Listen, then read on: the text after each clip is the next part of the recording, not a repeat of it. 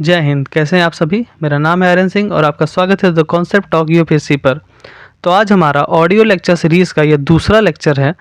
पहला लेक्चर हमने सिटीजनशिप पर लिया था और दूसरा लेक्चर उसी को कंटिन्यू कर रहे हैं। सिटीजनशिप यानी नागरिकता के जो कॉन्स्टिट्यूशन में प्रोविज़न थे उसको पहले लेक्चर में बता दिया गया था और अब ये दूसरा लेक्चर है। जैसा कि ये आप जानते ही हैं कि ये ऑडियो लेक्चर है, मतलब ये ऑडियो वीडियो फॉर्म में नहीं है, ये नॉर्मल ऑडियो लेक्चर है। इसका यूज़ आप अपने पढ़े हुए टॉपिक्स को रिवाइज़ करने में कर सकते हैं या फ्रेश भी इसको पढ़ सकते हैं। इसमें आपके स्क्रीन देखने की आपको ज़रूरत नहीं है क्योंकि ये नॉर्मल ऑडियो लेक्चर ही है। तो आप अपने हेडफोन्स का यूज़ कर सकते हैं या नॉर्मल जस्ट फ़ोन का यूज़ करके भी आप इसको सुन सकते हैं, समझ सकते हैं, अपने कॉन्सेप्ट को स्ट्रॉन्ग कर सकते हैं। तो अभी तक हमने पढ़ा है कि हम मतलब कॉन्स्टिट्यूशन में जो प्रोविज़न्स दिए गए थे अपने नागरिकता यानी सिटीजनशिप से रिलेटेड, उसके बारे में हमने अभी तक पढ़ा था। तो उसमें क्या था, हमने आर्टिकल 5 से लेकर 11 तक उसके बारे में पढ़ा था कि उसमें आर्टिकल में 5 से 11 तक कॉन्स्टिट्यूशन में हमारे भारत के संविधान में नागरिकता से रिलेटेड क्या क्या चीज़ें लिखी हैं। अब हम पढ़ेंगे आज नागरिकता अधिनियम 1955 को यानी सिटीजनशिप एक्ट 1955 को।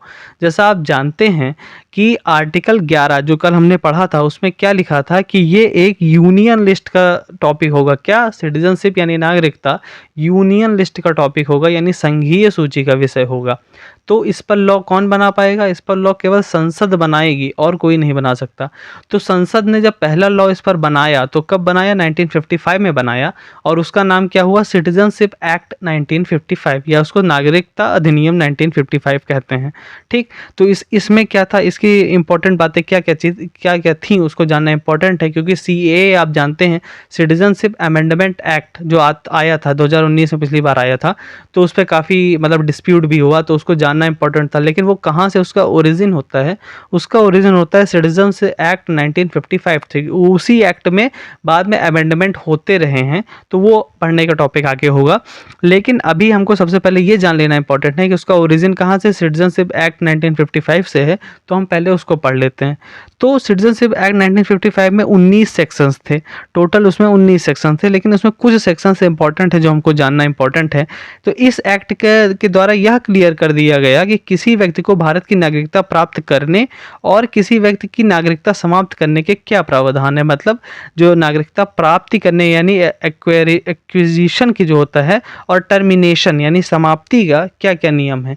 मतलब कोई भी भारत की नागरिकता कैसे प्राप्त किया कर सकता है या उसकी नागरिकता कैसे समाप्त की जा सकती है, ये पूरा क्लियर किया गया था सिटीजनशिप एक्ट 1955 में।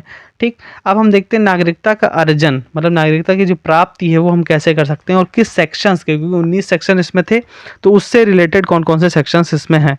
तो सबसे पहले है सेक्शन 3, जिसकी बर्थ भारत में हुई है वह भारत का नागरिक होगा। जो भी बच्चा पैदा होगा भारत के भूमि पर वह भारत का नागरिक होने का अधिकारी है। मतलब ये सीधा कह रहे हैं कि कोई भी अगर भारत में पैदा हुआ है चाहे तो वो भारत का बच्चा, मतलब वो भारत की नागरिकता प्राप्त करने का पूरा अधिकारी है और उसको भारत की नागरिकता मिलेगी, कोई भी अगर भारत की भूमि पर पैदा हुआ है तो। ये सेक्शन 3 कहता है। ठीक, सेक्शन 3 इंपॉर्टेंट है। उसके बाद आता है आपका सेक्शन 4 यानी वंशाक्रम के अनुसार ऐसे कह रहे हैं। ठीक, यदि पिता भारत का नागरिक है और वह बाहर रहता है और बच्चा भी बाहर ही हो गया तो वंशानुक्रम के अनुसार वह भारत का नागरिक होगा। मतलब क्या कह रहे हैं, यदि पिता कोई है वो भारत का नागरिक है पहले से, वह बाहर रहता है मतलब फॉरेन में रहता है और बच्चा भी बाहर हो गया, लेकिन तब भी क्योंकि उसका पिता भारत का नागरिक था इसलिए वंशानुक्रम के अनुसार सेक्शन 4 के अकॉर्डिंग वो भारत का नागरिक, जो बच्चा पैदा हुआ है वो भी भारत का नागरिक होगा, यानी होने का पूरा अधिकारी है। अगर वो चाहता है कि भारत की नागरिकता उसको मिले तो बड़ी आसानी से सेक्शन 4 के अंडर उसको मिल जाएगी। फिर हम बात करते हैं सेक्शन 5 के, यहाँ सिटीजनशिप बाय रजिस्ट्रेशन इसको कहते हैं। यदि कोई व्यक्ति भारतीय मूल का है और उसे भारत की नागरिकता चाहिए तो उसने सेक्शन 4 के अनुसार 1 साल के अंदर रजिस्ट्रेशन नहीं करवाया है, या यदि कोई भारतीय व्यक्ति किसी विदेशी लड़की से शादी करता है या लड़के से शादी करता है और उस विदेशी को भारत की नागरिकता चाहिए तो उसे क्या करना पड़ेगा, उस जोड़े को जो स्पाउस उसका होगा उस जोड़े को रजिस्ट्रेशन करवाना पड़ेगा। मतलब सीधी बात ये कह रहे हैं कि जैसे कोई भारत का नागरिक है, उसने किसी फॉरेनर से शादी कर ली और उसके बाद उस फॉरेनर को भी चाहिए भारत की नागरिकता, तो उसको रजिस्ट्रेशन करवाना पड़ेगा, वो भी सेक्शन 4 के अंडर उसको रजिस्ट्रेशन करवाना पड़ेगा। ठीक, सिटीजनशिप बाय रजिस्ट्रेशन, इसकी शर्त यह है कि जिस दिन व्यक्ति ने रजिस्ट्रेशन करवाया है उससे पिछले 7 साल उसे भारत में रहना पड़ेगा, जिसका लॉन्ग टर्म वीज़ा सरकार देती है। मतलब सीधी बात ये कह रहे हैं कि जब उसने, वो कोई भी व्यक्ति जिसने जो भारत को मतलब कि सिटीजनशिप चाहता है, नॉर्मल, मैं आपसे कह रहा हूँ कि ज़रूरी नहीं कि उसने शादी की है कि नहीं, कोई फॉरेनर है और उसको भारत का मतलब सिटीजनशिप चाहिए, तो उसको पहले 7 साल इंडिया में रहना पड़ेगा वीज़ा पे। 7 साल जब इंडिया में रह लेगा उसके बाद वो अप्लाई करेगा। तो सरकार देखती है कि क्या ये 7 साल पहले इंडिया में रहा, अगर रहा है तो फिर उसको सिटीजनशिप मिल जाती है, जिसमें अप्लाई करने की तारीख से पिछला 1 साल तो पूरा भारत में रहना पड़ेगा, साथ ही उससे पहले के 8 सालों में 6 साल तो भारत में गुजारने ही होंगे। मतलब जब अप्लाई कर रहे हैं उसके 1 साल पहले तो पूरा भारत में रहे, बाहर जा ही नहीं सकते, और उससे पहले के 8 साल में 6 साल इंडिया में रहना पड़ेगा, 2 साल बाहर रह सकते हैं। तो ये था सेक्शन 5 यानी सिटीजनशिप बाय रजिस्ट्रेशन। उसके बाद होता है सेक्शन 6 यानी सिटीजनशिप बाय नेचुरलाइजेशन। अब नेचुरलाइजेशन क्या होता है इसको देखते हैं। कुछ लोग होते हैं खास व्यक्ति, यदि कोई विदेश में विदेशी जो कौन है, कला में अच्छा है, फिलोसोफर है, लिटरेचर में उसकी मतलब अच्छी पारंगत आदमी है, साइंस में अच्छा है, साइंटिस्ट टाइप का है, आदि में निपुण है और भारत के नागरिक बनना चाहता है, तो भारत सरकार के पास सेक्शन 6 के तहत यह अधिकार है कि वह बिना किसी शर्त के तुरंत ही उसे भारत की नागरिकता प्रदान कर दे। मतलब कोई अगर खास व्यक्ति है तो उसको तुरंत नागरिकता मिल जाएगी, किसके अंदर, सेक्शन 6 के अंदर। लेकिन वो कैसा खास होना चाहिए, वो लिटरेचर में अच्छा होना चाहिए, या तो वो फिलोसोफर अच्छा होना चाहिए, या तो साइंस के फील्ड में अच्छा होना चाहिए। इस तरह की चीज़ों में वो मतलब कि या तो विश्व शांति यानी वर्ल्ड पीस में उसका अच्छा होना चाहिए, या जैसे मानवीय प्रोग्राम होते हैं, मानव प्रगति के जितने प्रोग्राम होते हैं ऐसे समझ सकते हैं, उसमें अगर वो निपुण है तो वो सेक्शन 6 के अंदर सिटीजनशिप बाय नेचुरलाइजेशन के तहत वो भारत की नागरिकता प्राप्त कर सकता है। ठीक, और जैसे आम व्यक्ति होता है उसके लिए क्या होता है, यदि कोई विदेशी जो आम व्यक्ति है वो भारत की नागरिकता बनना चाहता है तो अप्लाई करने की तिथि से पहले 12 वर्ष उसे भारत में वीज़ा पर गुजारने होंगे, और इसमें अप्लाई करने की डेट से पहला 1 वर्ष पूरा भारत में रहना होगा, और पिछले 14 वर्षों में 11 वर्ष तो भारत में रहना होगा। देखिए थोड़ा करेक्शन है, ये करेक्शन है कि रजिस्ट्रेशन जो होता है वो रजिस्ट्रेशन इस तहत होता है कि यदि कोई भारतीय व्यक्ति भारतीय मूल का है और उसे भारत की नागरिकता चाहिए तो उसे सेक्शन 4 के अंडर मिलती है। मतलब भारतीय मूल का है और बाहर रहने लगा, तो उसे अगर वो शादी भी कर लेता है तो उसकी वाइफ को या उसके हस्बैंड को अगर नागरिकता चाहिए तब उसके और मतलब कि रजिस्ट्रेशन के थ्रू मिलेगी सेक्शन 5 के अंडर। और अगर कोई विदेशी मतलब प्योर मतलब फॉरेनर है, वो कभी इंडिया से उसका कोई ताल्लुक नहीं था, अगर उसको रजिस्ट्रेशन मतलब उसको भारत की नागरिकता चाहिए तो सिटीजनशिप बाय नेचुरलाइजेशन के थ्रू उसको मिलेगी। उसमें क्या होता है कि उसको 12 वर्ष इंडिया में गुजारने होते हैं, जब उसको अप्लाई करता है उससे पहले 12 वर्ष रहने पड़ते हैं। सेम वही है कि 1 साल पहले पूरा इंडिया में रहो और फिर 14 सालों में 11 साल तो रहो ही इंडिया में उससे पहले के, तो उसको प्योर जो फॉरेनर होता है उसको मिलता है। तो ये थोड़ा करेक्शन है, इसको देख लीजिएगा कि सेक्शन 5 जो होता है सिटीजनशिप बाय रजिस्ट्रेशन वो किनके ऊपर अप्लाई होता है, वो कोई भारतीय मूल का अगर व्यक्ति और बाहर रहने लगा फिर उसको भारत की नागरिकता चाहिए या उसकी वाइफ या उसके हस्बैंड को भारत की नागरिकता चाहिए, तो उसके ऊपर ये अप्लाई होगा। कितने साल का अप्लाई होता है, उसके ऊपर अप्लाई होता है 6 साल का, या टोटल कहें 7 साल का अप्लाई होता है। 1 साल तो उसे अप्लाई करने से पहले रहना ही पड़ेगा और उसके पहले के 8 साल में 6 साल रहना पड़ेगा। लेकिन जो सेक्शन 6 है यानी सिटीजनशिप बाय नेचुरलाइजेशन, उसमें एक खास व्यक्ति वाला होता है कि कोई अच्छा खास व्यक्ति है तुरंत मिल जाती है, लेकिन अगर कोई नॉर्मल आदमी है, नॉर्मल फॉरेनर है, तो उसको 12 साल का कॉन्सेप्ट है कि 1 साल तो पहले रहना ही पड़ेगा, फिर बाकी 14 सालों में 11 साल तो उसको रहना ही पड़ेगा। अब हम बात करते हैं सेक्शन 7 की। वो क्या कहता है, किसी राज्य क्षेत्र के समावेशन द्वारा नागरिकता। जैसे क्या होता है कि जैसे कोई भारत है पूरा, उसमें भारत ने किसी क्षेत्र पर भारत का कब्जा हो गया तो वहाँ जो रहने वाले लोग हैं उनको स्वतः ही नागरिकता भारत की मिल जाती है, अगर भारत ने किसी दूसरे भू क्षेत्र पर कब्जा किया है। इसी का ये सेक्शन 7 के अंतर्गत आता है। जैसे क्या हुआ 1961 में जब पुर्तगाल से गोवा और दमन द्वीप अलग हुए तो वो भारत के हिस्से बन गए और वहाँ के लोग फिर क्या हो गए, इंडिया के हो गए।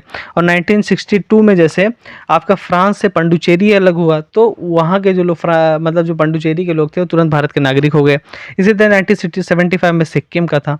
ठीक, तो ये आपका पूरा कहते हैं नागरिकता की प्राप्ति के बारे में था। कितने सेक्शन थे, सेक्शन 3, फिर सेक्शन 4, फिर सेक्शन 5, फिर सेक्शन 6, फिर सेक्शन 7। ठीक, इतने। अब क्या क्या था फिर से रिवाइज करते हैं।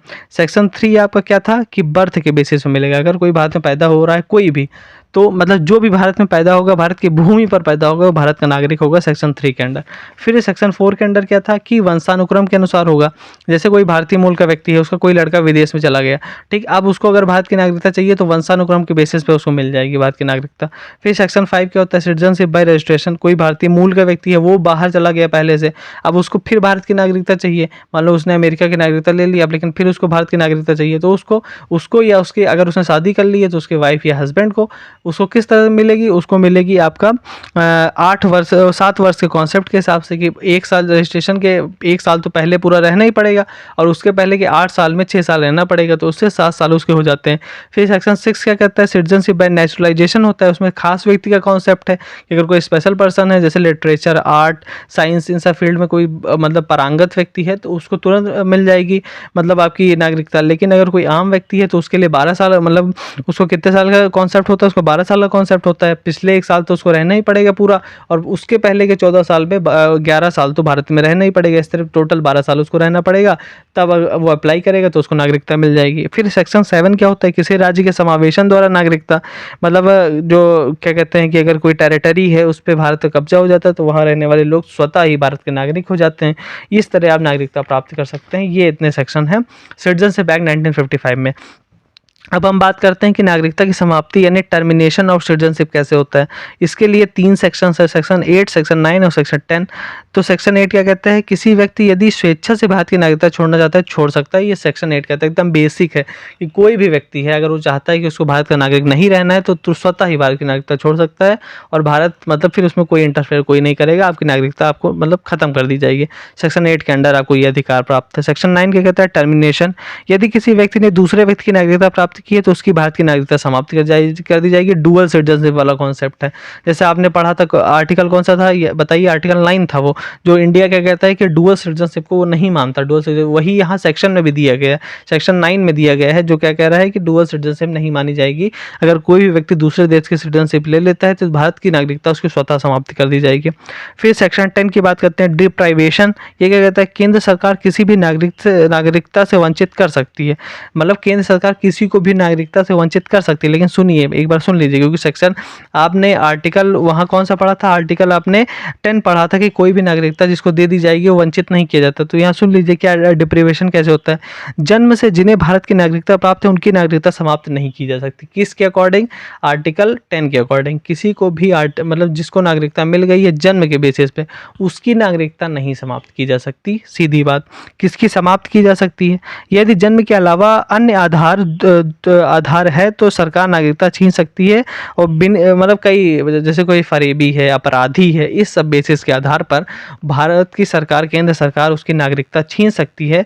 लेकिन इस बेसिस पे, लेकिन जन्म के आधार पर जिसको नागरिकता मिली है उसकी नागरिकता वो बिल्कुल नहीं छीन सकती केंद्र सरकार। ये आपका आर्टिकल 10 के अकॉर्डिंग होता है। तो इस तरह आपका सिटीजनशिप एक्ट 1955 टोटली, मतलब कि यही इंपॉर्टेंट सेक्शंस उसमें थे। उसमें 19 सेक्शंस है, लेकिन जो मतलब नागरिकता की प्राप्ति और नागरिकता की समाप्ति से रिलेटेड जितने थे उतने मैंने आपको समझा दिए। समाप्ति से रिलेटेड कितने हैं, सेक्शन 8, सेक्शन 9 और सेक्शन 10। और फिर प्राप्ति से रिलेटेड जो थे वो आपको इंपॉर्टेंटली बता दिए। आप इसको मतलब रिवीजन के थ्रू आप ने इसको समझा। अब हम आगे बात करेंगे कि जो इमिग्रेशन क्राइसिस इंडिया में आया, यानी अप्रवास संकट 1950 से 1985 के बीच जो आया था, वो क्या था और उसकी स्टोरी पूरी क्या थी। वो तो ये स्टोरी फॉर्म में है और आपको मतलब आपका कॉन्सेप्ट अच्छा बिल्ड होगा।